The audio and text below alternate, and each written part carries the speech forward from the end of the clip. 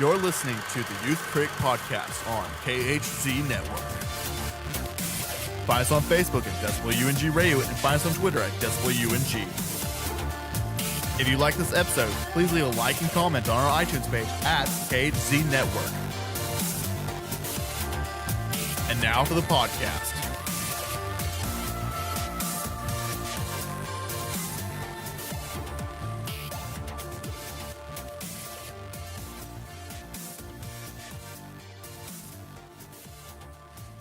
What line? What line? I did not hit her. It's not true. It's bullshit. I did not hit her. I did not. Oh, hi, Mark. Okay. Action. What is line? Take 13. Action. I did not hit her. Okay. Line.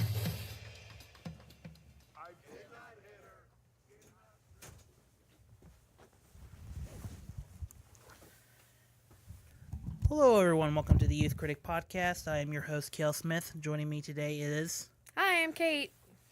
And today, we are going to be talking about The Disaster Artist. Oh, boy. So... That sums it up. Oh, boy. Yeah, it does. It definitely is not a disaster of a movie, unlike the movie unlike based off of. Yeah, the movie it's based off of. So, The Room. Yeah, The Room. You're tearing me apart, Lisa. Oh my God. For you listeners, just in case you don't know about The Room, check out our review that Kate and I and Jared call and Jordan Suggs. Jordan Hood. We call him Suggs here, or I do. And we did a review last week, and so if you want to know more about that movie, check out that review, and then actually check out The Room. It's not a great movie by any means, but I would say if you haven't seen that movie, you might want to watch, just not because you'll get lost watching it, but because you'll probably appreciate the extra perspective you will get. So, in other words, as I fix my mic stand, Kate, what did you think of The Disaster Artist? It was fucking hilarious. Yeah, it's a really good comedy. I have never heard Jordan laugh so hard in a movie theater before. Or just in general. Like, Jordan's one of those guys where... So the head of KHZ is not a funny guy? He's a funny guy, depending on the topic. But, like, he just doesn't laugh genuinely like I do if we're alone in the apartment watching a movie together. Right, okay. But, like, when we went to go see Disaster Artist last week, that was genuine. And I was just like, oh, damn, this is actually a really good movie. Because my boyfriend's actually laughing. And I thought it was fucking hilarious. Yeah, I enjoyed this movie quite a bit. The word on the street is correct. It is a strong dramedy / bromance / buddy film. Well, that's the bromance angle as well. But you're right. I mean, it's just it has a lot of really cool elements, and then of course you have Seth Rogen. You don't have Seth Rogen smoking bongs in this, but Thank fucking God, he's actually an actor who actually is pretty good at what he does. Yeah, and he's doing a really good job as Stacy. I can't remember the last name, but it's the scriptee of the movie. Yeah, he was. This is probably one of my favorite movies that he's in. Like in James Franco and Dave Franco and like the entire gang, because it's not all about pot. Well, it's actually like a drama, or I don't want to say drama. It's actually a dramedy. It's where they have to actually. It's where they act. It's where, and I don't mean that they're not like Adam Sandlering in their other movies, but they have to. But this is a movie where it actually requires them to play real characters and give a A performance. Well, they give a shit in other movies. In all their other work, I think. I think they give more of a shit in their movies than Adam Sandler has in some of his recent work. Yeah, I'll give you that one. But it's just every time I watch a Seth Rogen movie, it's the same one. I've seen Sausage Party 4 times. I know. I thought you hated that movie. I do, but it's still hilarious. Okay. And I hate the movie, but it's like probably one of the worst great movies I've ever seen, and that I'm willing to watch over and over. Mm-hmm. And I only watch it with like my stoner friends. So, The Disaster Artist. Here's the way I see the movie, and we'll kind of and. Kate's not the only person that's going to be on the show. I forgot to mention there's going to be a couple other people talking about it because everyone that has seen The Disaster Artist that wanted to be on the podcast is like everywhere. They're all... It's finals week. We're almost done. Catch us a break. Also, Star Wars is coming out, so Yeah, some Star Wars people is out are tonight. some people are like working and then going straight to Star Wars. It's just been a crazy week to get everyone on board. I was actually really lucky that I got Andy Comer to do the 3 Billboards from Ebbing, Missouri episode. How was that? It's really good. I mean, it's good, but I have family who lives there. That's why I was asking. Okay, it's good. I don't know if it's completely Oscar worthy. If that makes sense. I've been on that road. I mean, Frances McDormand is wonderful as always, but this movie is good, just not Great. Like I think The Disaster Artist is better than this. Do you think The Disaster Artist is going to get an Oscar nomination? For James Franco, yes. For the movie, just depends on how many their film nominees we're getting. Yeah. Because I mean, this year has been incredible. As Andy and I kind of talked about it on Tuesday's show, it's just been an incredibly packed Oscar season and just a great year for film. So it's been really, I mean, even though I know everyone loved Get Out, I'm still amazed that movie is getting Oscar buzz still because it came out in February. Because it's just, I mean, I completely understand and support that movie's Oscar run. It's just, it's amazing how well it's just been keeping up all fucking year. Get Out was a really good movie. Like, oh yeah, I know. It made you think. It made you think, and it scared the living shit out of you. It entertained you. It kind of, I mean, the Golden Globes really thought it was a funny movie. That's interesting. They nominated it as comedy. No. Oh yeah, it's not a comedy though. I know. That's why I kind of make the joke. Well, I'm glad the foreign press thought it was a funny movie. Oh God. It's not a comedy. Like, Disaster Artist is a dramedy. Drama and a comedy. Yeah, that makes more sense to put it in the comedy because there's actual jokes and there's actual like things about it that are funny. Do you know what Tommy Wiseau, the guy who actually made The Room, do you know what he said about Disaster Artist? He liked it. He was 99.9% happy with it. And you know why that 1% was wrong? Or that 0.1? Lighting. At the very beginning of the movie. Interesting. Yeah. That was the only thing. I guess I don't remember that. I mean, but whatever. That's Tommy. That was what James Franco was saying on a radio show. But I think never mind. Anyway, what?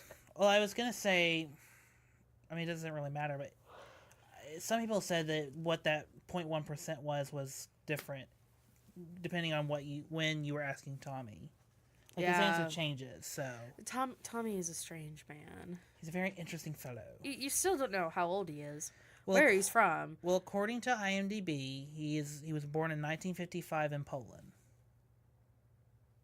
But he's from New Orleans. Yeah, he's from New Orleans, Louisiana. I'm from the Bayou.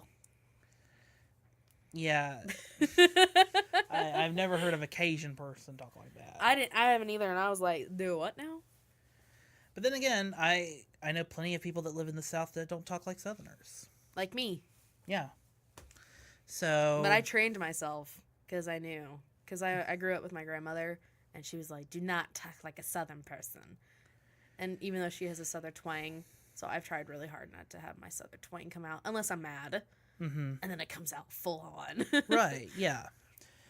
So here's my thing about this movie is everyone talks about it's a very inspirational movie, and it is. I mean, the whole idea of the film is, and I think YouTuber I Am That Robbie, before the movie came out, he posted a video about why The Room is so special, and his kind of video kind of encapsulates why I think the Disaster Artist is so special. It's because it's about a person who, despite everything, he put the effort into making a movie. Yeah. He put the effort in, and as typical artists do when they put themselves out there, not always. Actually, most really good artists don't get laughed at. How much is he worth? Oh, I don't know. I can probably check, but Like, is that like public information? I think so. I hope so. I want to know how much this man is worth. But I'm trying, but but that's kind of the idea of The Room. For me, however, I kind of see it as a critique of the torture artist, because Torture artist. the tortured artist. Oh, okay. I understand. Go ahead. I mean, like, it's like what Jordan said when we were doing The Room. He produced something. No. That can't be. He's worth 5,000 or 500,000. What? Oh, he probably blew it all on the Room and the other films that he made. To be fair, we don't know where he gets his money from anyway. We think he's a vampire. Well, he even makes a joke in the movie, and Johnny might be a vampire. Who knows?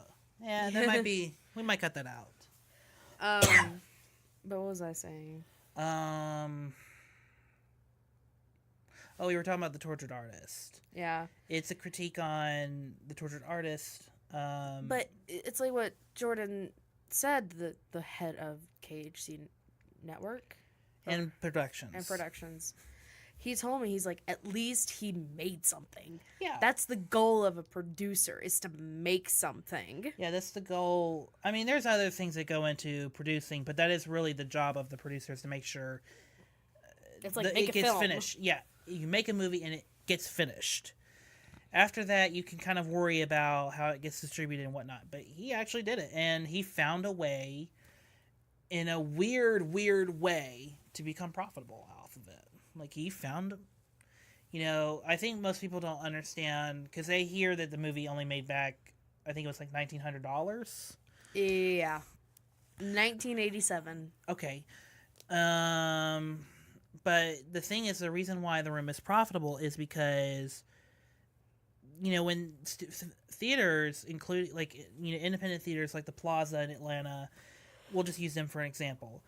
When they, Did they do a double feature? I don't know if they did that, but I know when theaters kind of bring back movies to do screenings of, they have to kind of pay a fee to get, like, they have to pay a distribution fee or to get the movie back in the theater. So he's been kind of making money off of that fee for years. Yeah, because everybody, like you said, I think last week, they treat this like Rocky Horror. They dress up as the characters. Right. And I think that's awesome, because Rocky Horror is my thing. It's a cult, yeah, and it's a cult hit like Rocky Horror. Yeah. But I think, but yeah, but my kind of way of seeing the movie is and you'll hear this a couple more times, it is very much about the tortured artist, in that it's a critique of it, because especially the tortured artist who is in search of an identity, because Tommy throughout the film is a character, and we're just going off of the character that's in this movie. I don't know about this for Tommy, and I don't know if this is accurate to real life Tommy. But the character that's portrayed here, he's a man-child that is in search of, that wants to embody the American hero Dream. archetype. like the dream. Yeah. Well, that and the hero archetype, the not beautiful white hero, white knight hero, Yeah.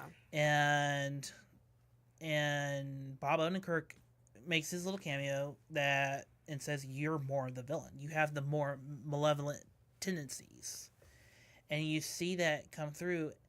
And I think James Franco, because there's a scene in the movie where it's a sex scene in the movie, where they're filming the sex scene of the room, where it comes out that Tommy's kind of taking inspiration from artists that have tortured their cast and crew. And so I think through this, I think the subtext is Tommy Wiseau is trying really hard Tommy Wiseau wants to be so badly this hero that everyone looks up to, this incredible art filmmaker that everyone looks up to, and he's taking inspirations from the wrong people, from the people who have actually, because in our own stories we kind of talk in a not celebrative, but in a like praisal term, in that we have talked about these crazy stories that have happened on sets of Alfred Hitchcock movies or Stanley Kubrick's The Shining with Shelley Duvall. We've talked about how crazy those sets were and how like crazy their directors went, and we look at them and go, "Oh my god!" and just like fall in love with those stories like fantasies. Here we're seeing the fantasy brought of the room to life, the story of it, and it's depicted as this like it's kind of ugly.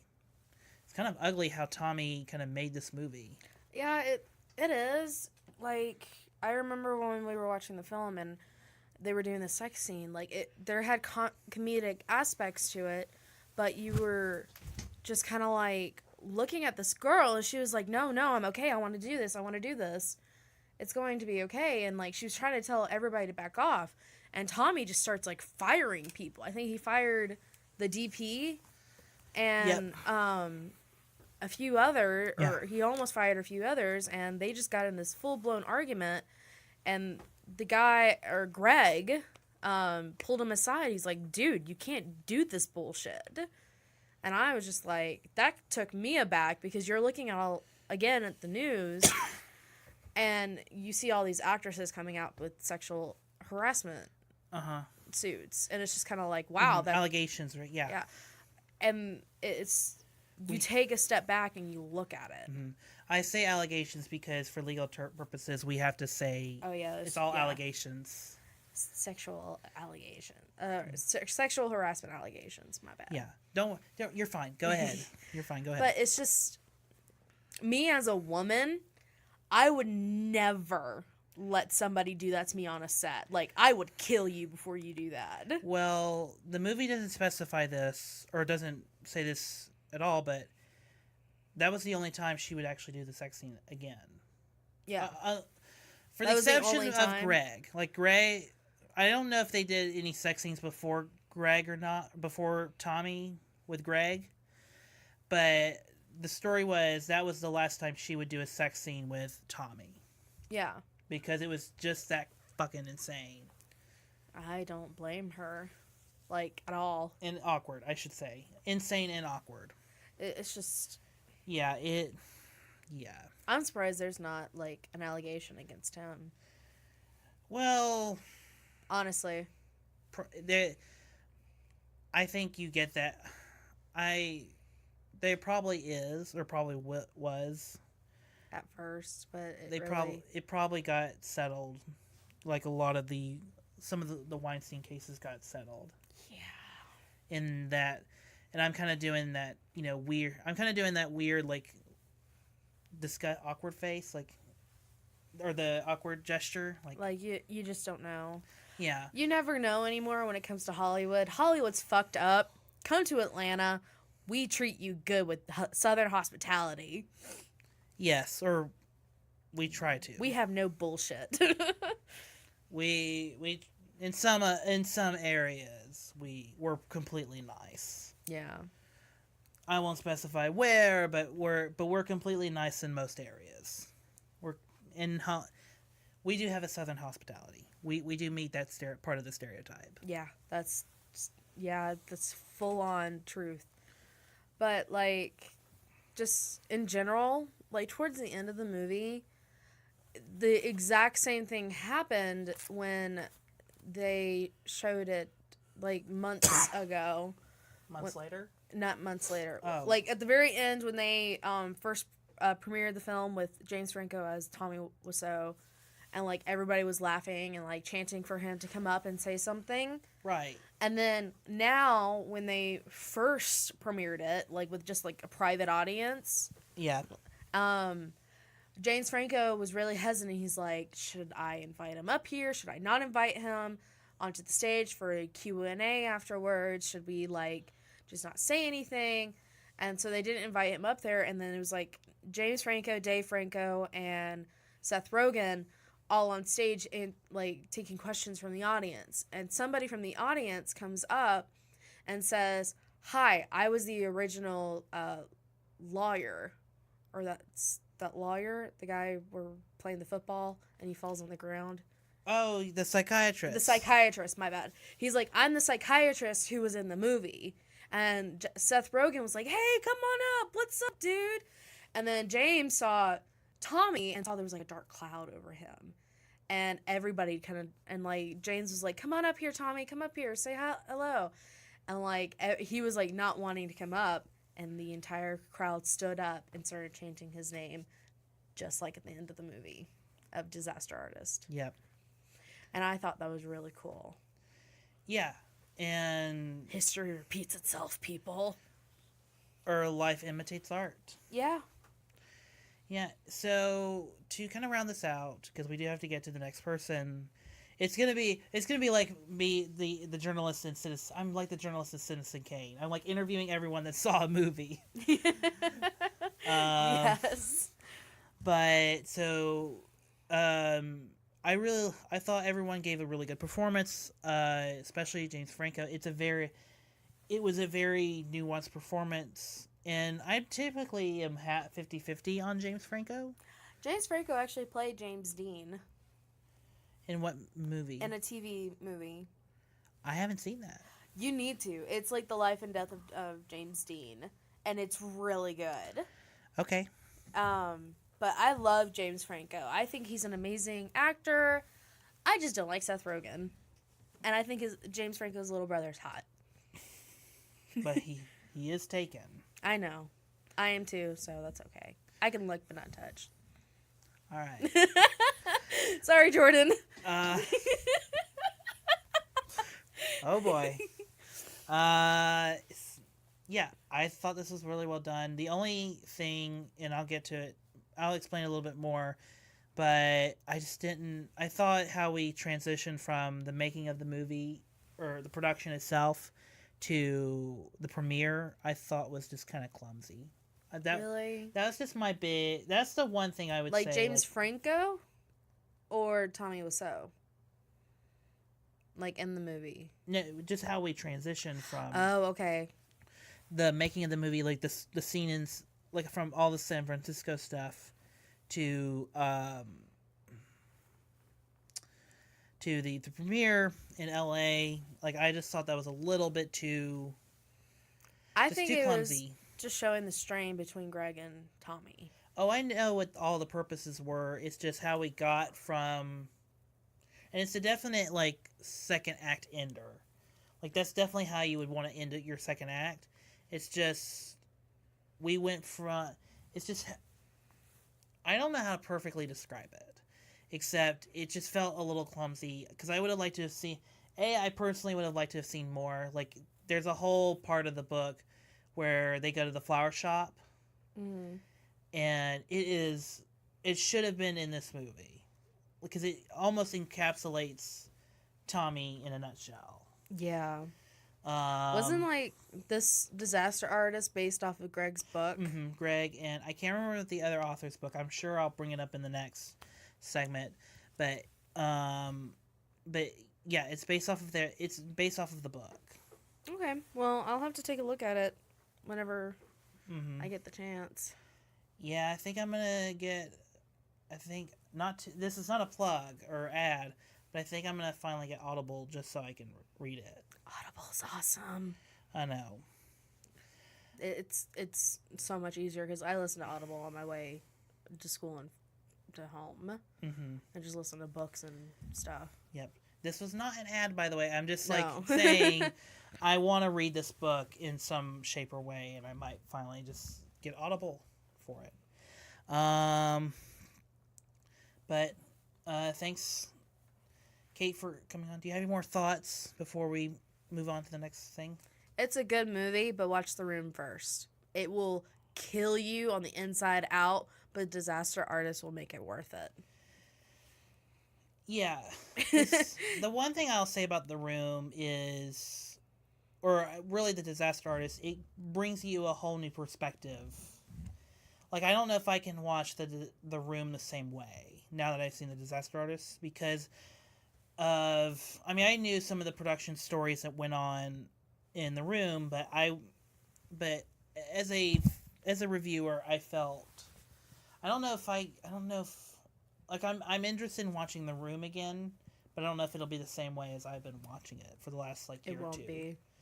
You know it won't be. But that's okay. It's fine. So I would say watch it before and then maybe watch it after Disaster Artist. Well, that's it for me. Yep.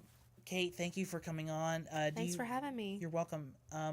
Do you have any where can the good people find you? You can find me on Pinterest, pkate2016, Snapchat, pkate443, and then Twitter, I guess. I'm still working that one out.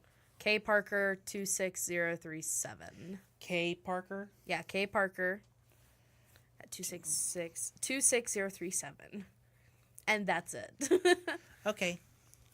Thank you, Kate, and we will see you in the not so distant future for our Christmas stuff and whatnot. Oh yeah. All right. See you guys in a little bit.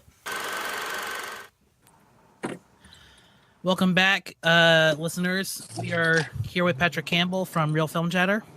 Oh, hello, everyone, from beautiful, sunny Los Angeles, California, where I am stuck in traffic yet again on my way home from work. Hooray. So Patrick, starting with you, what did you think of The Disaster Artist?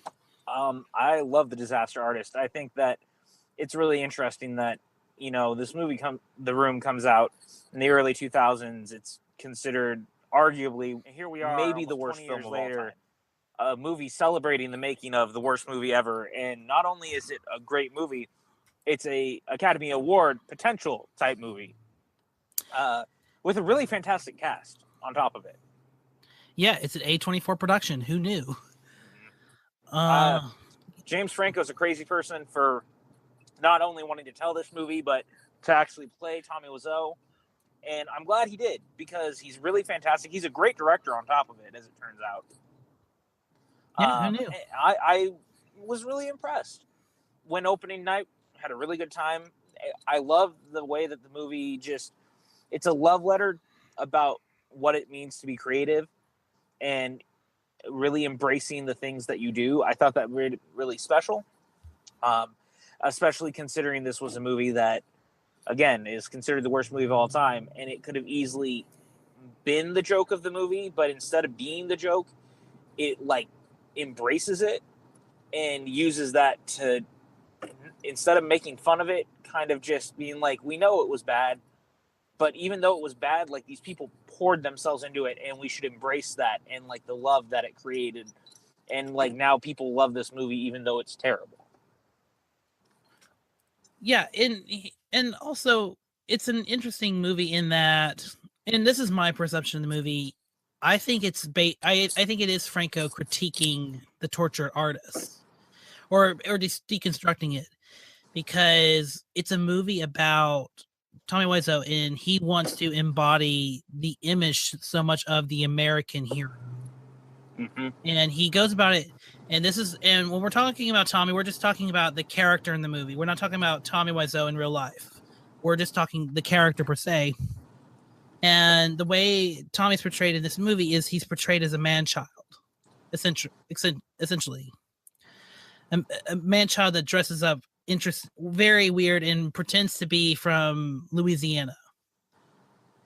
And Pretty much. yeah, and he wants to be, but throughout the movie, he wants throughout the making of The Room, as he is directing and acting, talking to Craig about making the movie, and he wants so much for this to be the American story, the American tragedy.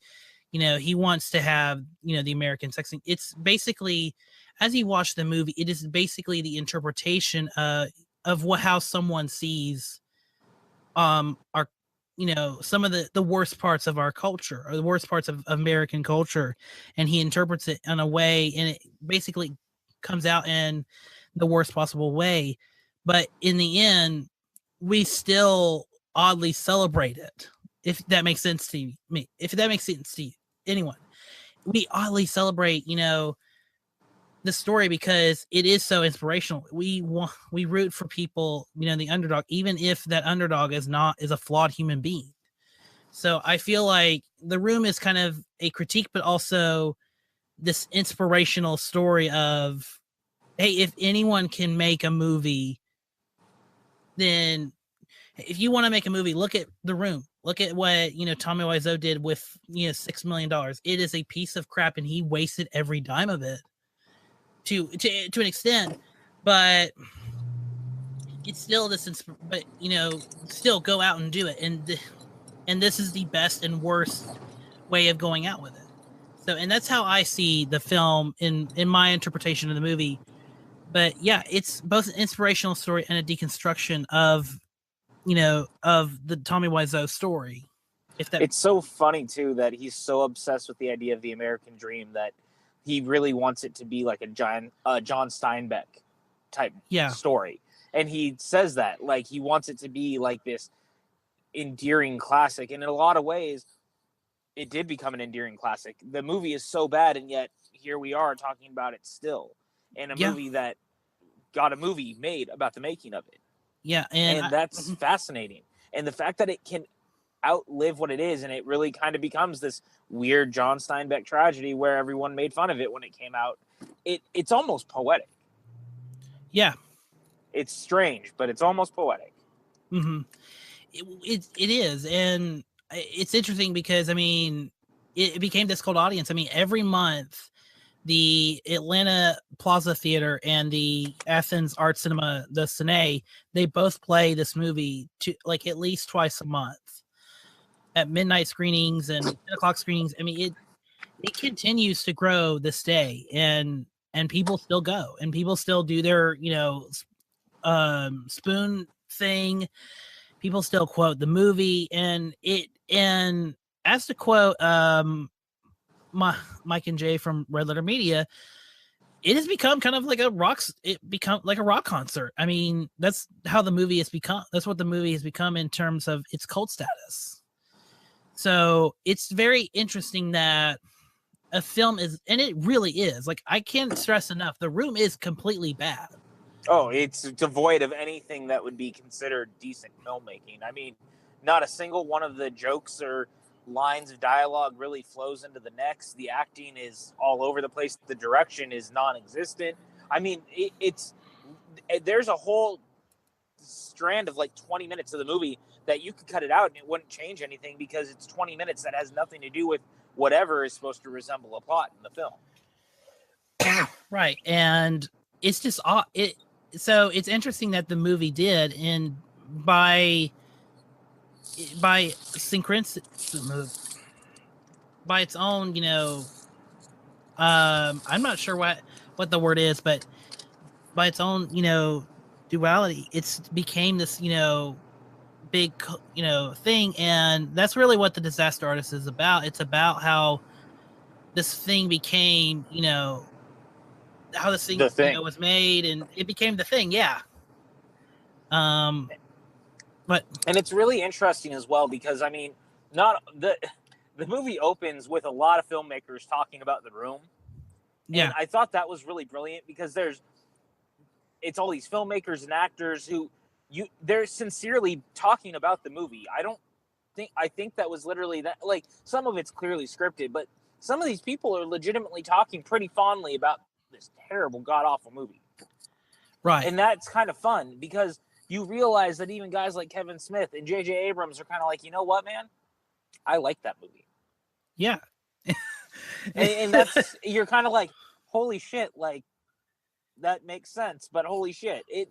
I think that alone kind of sets this precedent with the film that you're like, this isn't a movie that's going to mock this thing. It's going to embrace it.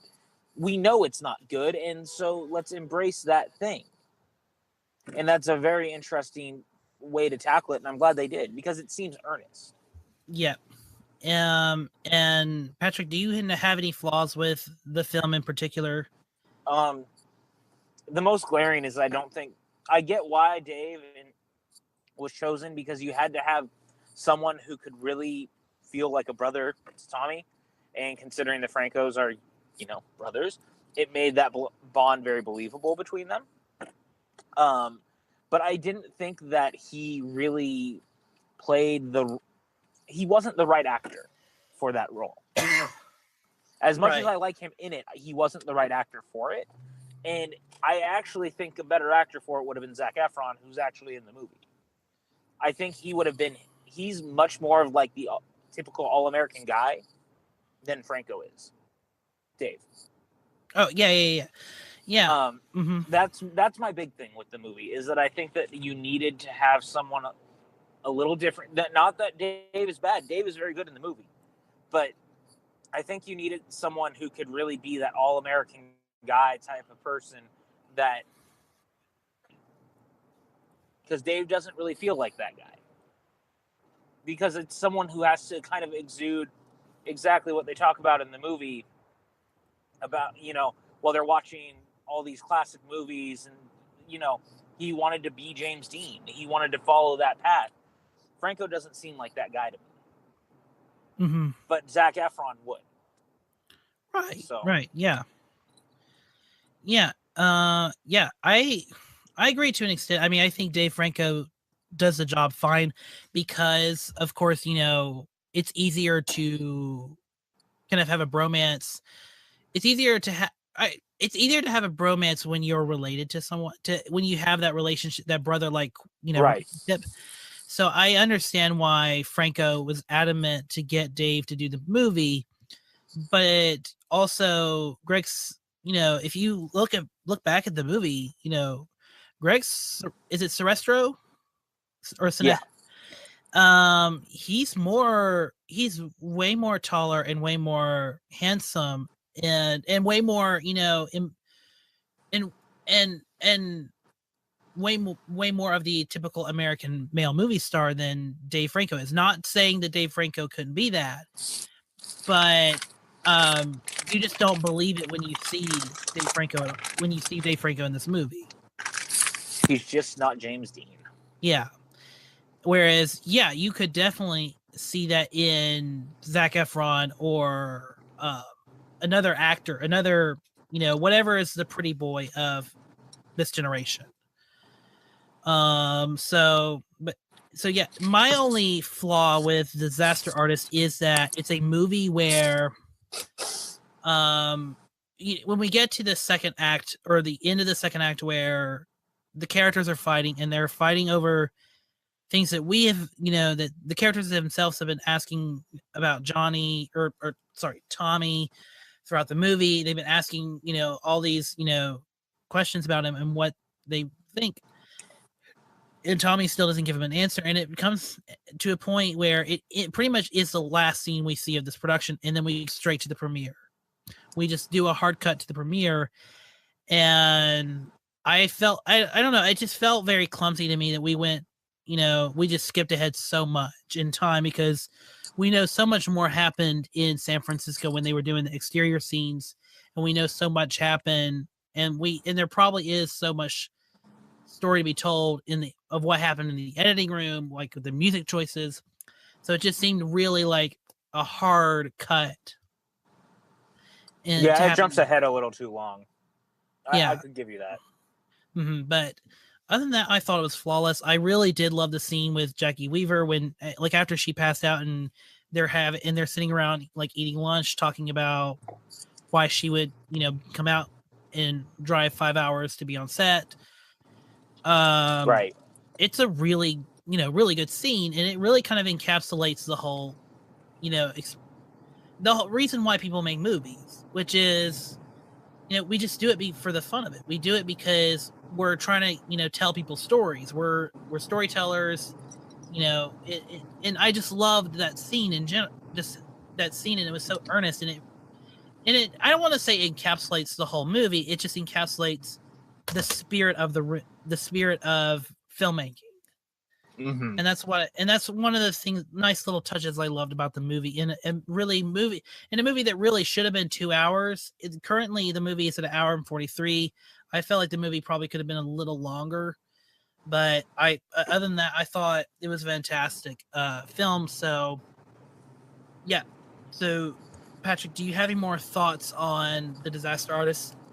I hope people check it out. That's really kind of my thing with it, is I just hope people go and check it out. It's a really great movie. It really is one of the best movies of the year. I think it's got all the awards potential in the world. It'll be very interesting to see how well it does at the Oscars, because there's a lot of people who think James is like a front runner for Best Actor this year for Tommy, which would be very interesting. I kind of still think that it may go to Gary Oldman at the end, just because I think that Darkest Hour will finally get him his Oscar, which would be long overdue. Yeah. I can't say enough good things about this movie. Please go see it. Please go check it out. It deserves to be seen. And I have to say, if you've never seen The Room, watch The Room first and then watch The Disaster Artist. You're going to get a lot more out of it if you do. And also watch The Room at like one of those midnight screenings. Like, I cannot emphasize it enough to see it with a group of people. Because I think I mean, you can see it in a group of people in your own home, but don't see it alone is basically what I'm saying. No, you won't make it through it. Yeah. I can attest to that. But yeah, so I really think it's fantastic. As far as Franco getting an Oscar win, I don't know if that will happen still. I think Timothy Chalamet for Call Me by Your Name is the front runner right now. I don't want him to win. I want Gary Oldman to win. Right. I know what you're saying. I liked Call Me by Your Name too, but it should be Gary Oldman. And I have not seen Call Me by Your Name yet. It has not premiered in Atlanta yet. But that's just the last time I checked. It was it's either Chalamet or Franco. Gary Oldman's been kind of in and out of the race since September. Even though people really seem to have liked the movie, it's just I don't think Focus Features has been putting that much effort into it. And also the rollout has been really, like, the movie should have been nationwide out by now. That's what and we're still like we just got it in Atlanta a couple weeks ago. So I think Focus Features kind of is shooting themselves in the foot, personally. But yeah. Yeah. All right. So where can the good people find you? You guys can find me on Twitter at PJ_Campbell, at Facebook at Patrick Campbell _PJ. You can find my podcast, Real Film Chatter, REEL Film Chatter, on iTunes and Podbean. All right, and you can find me at Movie Kale. You can also follow the podcast at The Youth Critic, and you can also follow the channel that distributes this podcast at KHD Network. Thanks, Patrick. We will be back with you very soon for Star Wars. Thank you. It was great. All right.